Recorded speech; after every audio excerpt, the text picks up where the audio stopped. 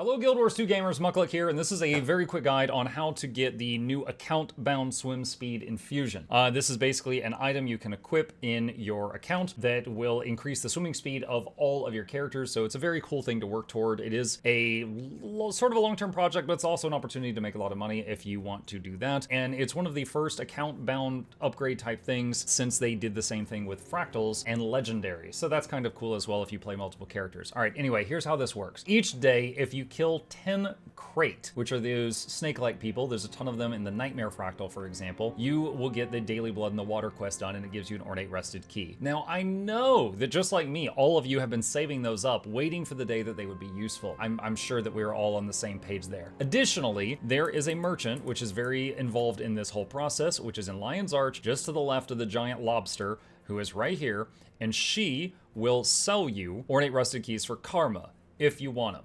Now, what do you do with the Ornate Rusted Keys?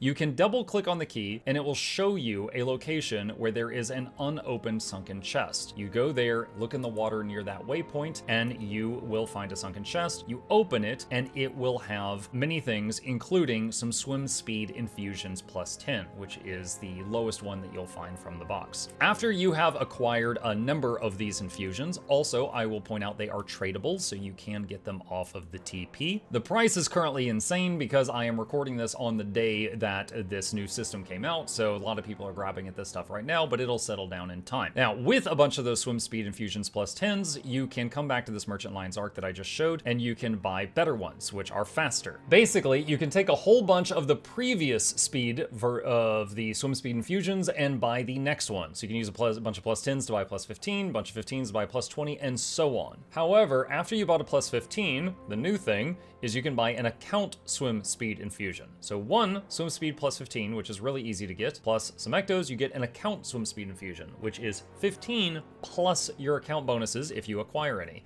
And then once you've got that, you just go over to your equipment and put it into your rebreather, which you can see right there. If your rebreather does not have an infusion slot, she sells exotic rebreathers, which are pretty affordable, which have an infusion slot. Does Ascended ones always have an infusion slot? Exotic sometimes do. This is an example of them sometimes having it. So let's say all the characters that you play on the regular eventually have the account swim speed infusion. The next thing is to just get the account swim speed boost whenever you're able to afford it. They are quite costly. This one costs a plus 20, which means you got to use a bunch of plus 10s to get a 15, bunch of 15s to get a plus 20, and then sacrifice the plus 20 to that, but then it gives your whole account, everyone who's got that equipped, a plus 20, and then so on and so on and so on. It's a long-term project because it's kind of like a pyramid thing. Like, once you get down there, you're gonna need, I don't know how many of these things, thousands, hundreds of thousands, I have no idea. But it's something you can chip away at over time. Of additional note to this whole process is the Master Diver achievement.